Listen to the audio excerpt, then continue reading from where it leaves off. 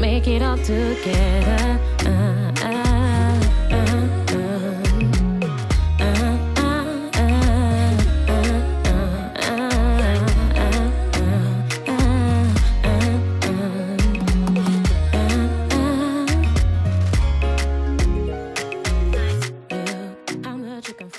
Salut vous! Comment vous allez? J'espère que vous allez bien. Moi je vais super bien, merci de demander. Dans la vidéo d'aujourd'hui, je vais vous raconter, expliquer mon expérience en tant que maman, mais surtout par rapport à l'éducation que je donne à mon fils. Pas que je donne une éducation exceptionnelle, hors du commun, waouh, magnifique, je suis la meilleure maman du monde, absolument pas. Mais c'est vrai que vous êtes très nombreux à être très intrigués par ma manière de faire. Avant de commencer cette vidéo, je voudrais remercier le sponsor du jour, qui sont Bellotti et Thierry. Ce sont les fondateurs de l'édition Beth Story. Donc Bellotti et Thierry qui sont les créateurs du coup de ces deux bouquins, voilà, qui sont là. Ils ont créé des livres dont les héros sont des personnages de couleur. J'ai sauté sur l'occasion parce que du coup je trouve que ça rentre totalement dans le thème de cette vidéo. Et surtout un truc avec mon fils, c'est qu'il adore les livres. Voilà, moi je lui lis des histoires depuis longtemps, mais ça je vous en parlerai encore après. Je me réjouissais d'avoir ces livres, surtout du coup avec des personnages noirs. On en trouve vraiment nulle part, on n'en trouve vraiment pas beaucoup en tout cas. Bellotti et Thierry sont donc mariée. Pour le petit contexte, Bellotti, donc qui est la femme, est originaire du Congo, mais elle a grandi en Europe. Et aujourd'hui, elle est psychologue. De elle-même, elle a remarqué qu'il nous manquait énormément de livres de ce style. Du coup, elle a pris les devants et comme une héroïne, elle nous fait honneur. Ce qui est chou, c'est que l'idée de publier des histoires pour enfants est aussi venue de leur fille. Leur fille se plaignait quand même pas mal de ne pas avoir assez de livres avec des héros de peau noire, de couleur noire ou marron comme elle dit elle. Je trouve que pour les enfants, les livres c'est tellement important, c'est tellement beau et puis c'est trop beau tout ce qu'on peut transmettre à un enfant par une histoire, par un livre. Moi franchement j'adore. Beth Story publie des récits originaux qui ouvrent l'horizon de ses petits lecteurs et leur propose des modèles d'identification intégrant une mixité culturelle. Notre devise est d'insuffler le rire et le sourire à travers nos récits afin que tous les enfants puissent s'identifier et se sentir inclus. Mais je dis oui. Donc leurs livres sont destinés aux enfants de 0 à 12 ans. Et la bonne nouvelle, c'est aussi qu'ils expédient leurs livres partout dans le monde. Donc ça vraiment c'est la plus belle des nouvelles. Vous pouvez y aller peu importe où vous êtes.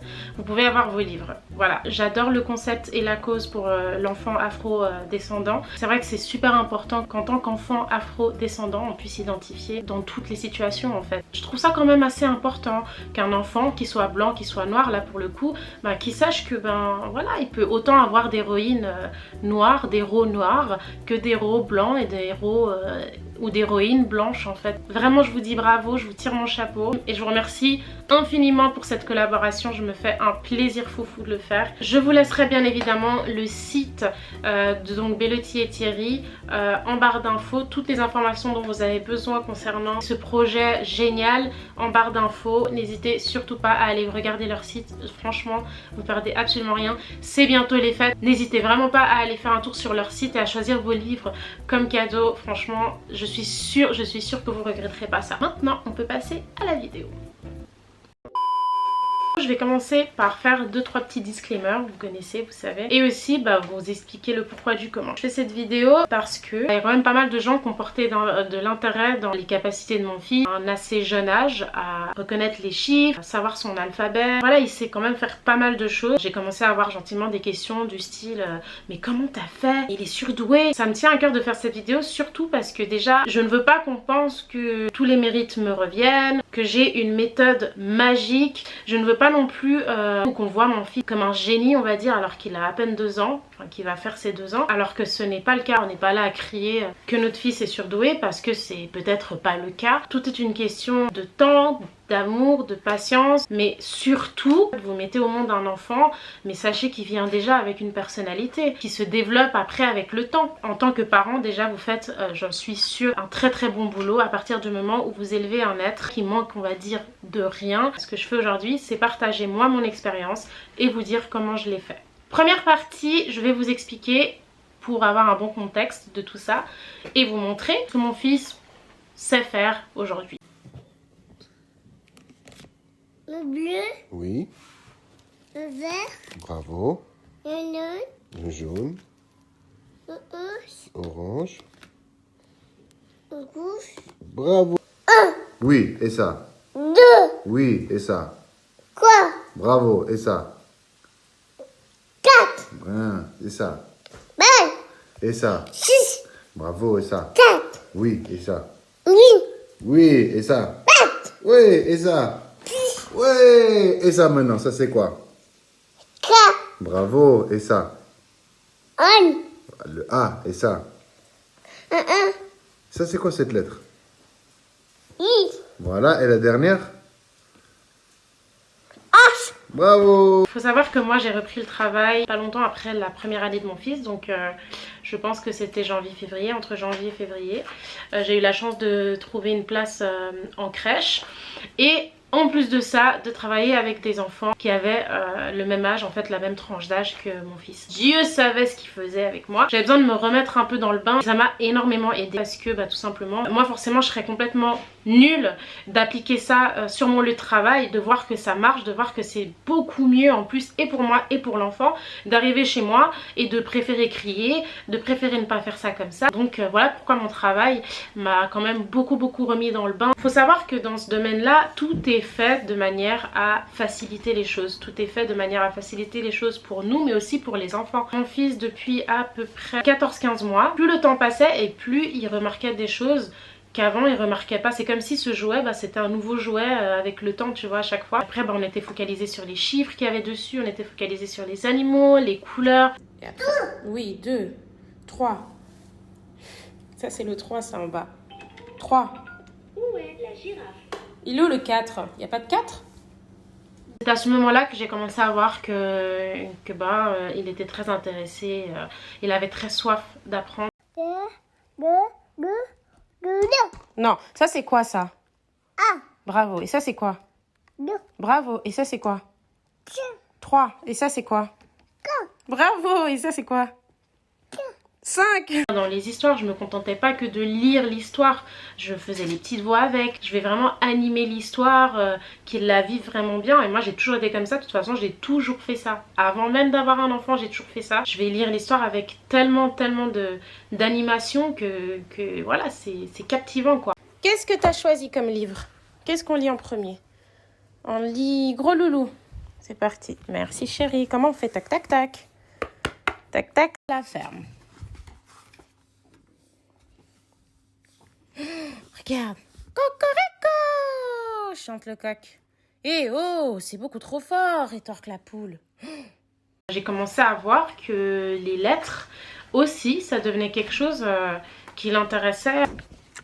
Oh, il est où le J? J. Bravo. Il est où le O? O. Il est où? Oui. Il est où le Z? Z. B. Attention chérie, tu tombes. En fait, à force de souvent épeler les mots, justement, les gros titres, de dire ça c'est un A, ça c'est un C, ça c'est un B, de voir que plusieurs fois il a essayé de refaire ça, c'est-à-dire de me dire ça c'est quoi, de pointer le doigt sur les lettres, et c'est devenu un truc à nous, c'est devenu un truc à nous. Avant de lire, avant de commencer une histoire, j'épelle le titre et puis il écoute, et là c'est parti de là.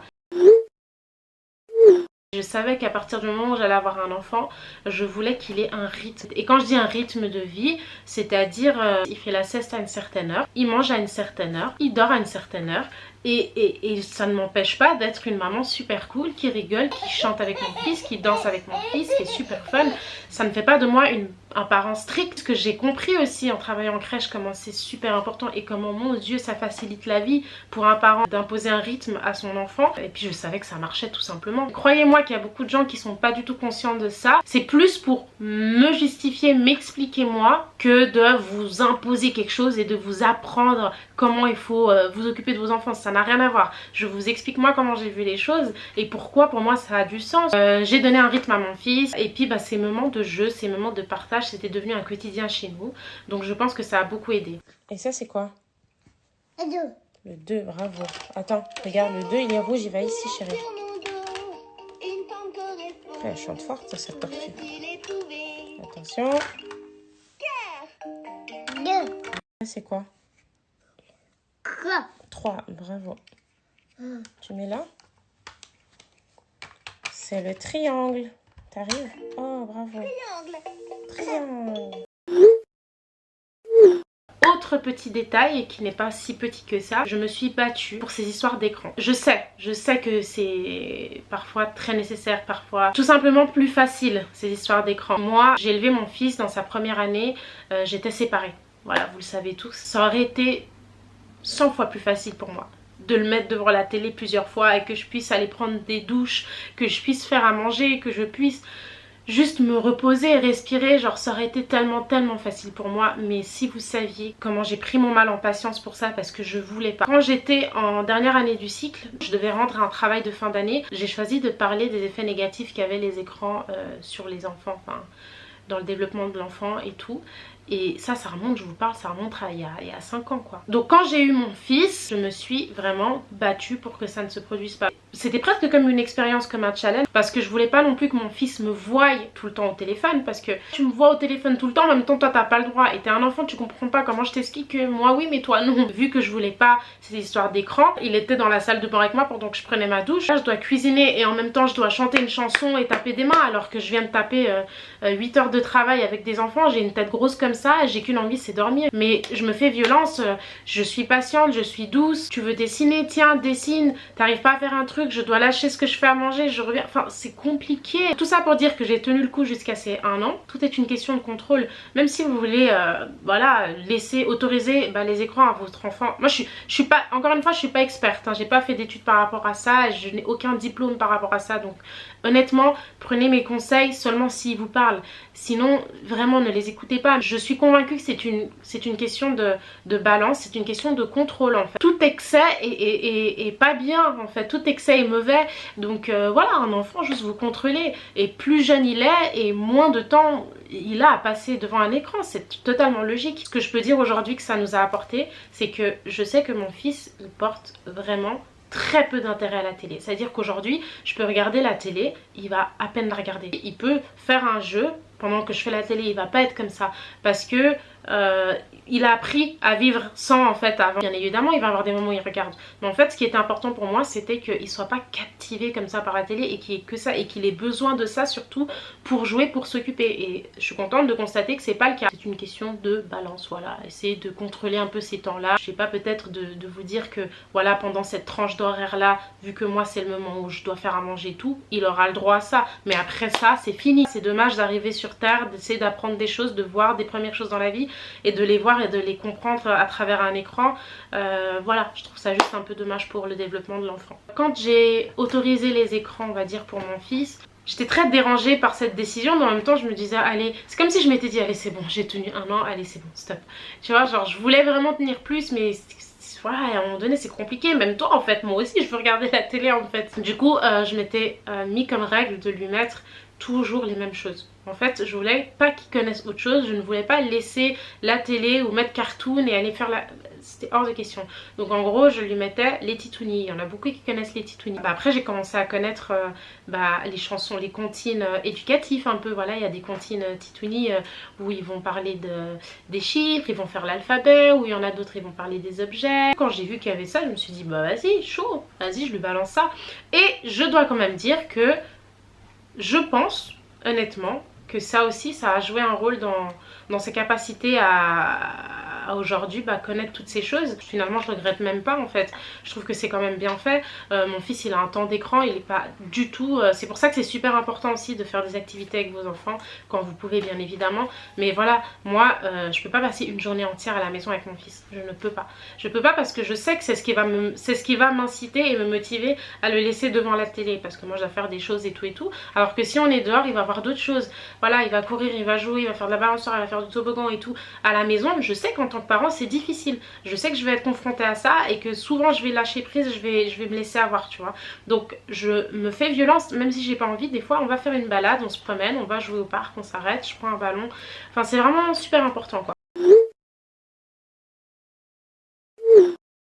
C'est vrai qu'il a quand même une capacité de mémorisation, il a une mémoire quand même incroyable, que je dois quand même dire que c'est vrai que c'est assez surprenant pour un enfant de son âge. A, B, E, C, D, E, F, H, H, I, K, Ludo. L, M, O, B, Q, R, S, T, U, V, W, X, Bravo. Mais parfois je me dis, mais est-ce que c'est pas tout simplement sa personnalité? C'est chacun son rythme, c'est chacun son temps. Votre enfant il est pas en retard. Si à 1 an et demi il sait pas faire son alphabet, faut pas être fou non plus. Votre enfant il est pas en retard s'il sait pas compter. Avant ses 3-4 ans, on est censé rentrer à l'école à partir de nos 3-4 ans, à partir de nos 4 ans. Et depuis qu'il est bébé, il a toujours voulu faire les choses en fait. Il a toujours voulu faire les choses vite. À partir du moment où notre enfant c'est encore un bébé, et ben on a l'impression que voilà, c'est pas grave. Mais je vous jure que oui. Par exemple, moi, un exemple tout bête, depuis que mon fils est venu au monde, je lui parle comme ça, comme je vous parle à vous. Je m'adresse à lui comme ça. Je lui parle normal en fait, c'est juste je lui parle normal. Je lui parle comme si je te parlais à toi, t'es là devant moi, je te parle, je lui parle comme ça.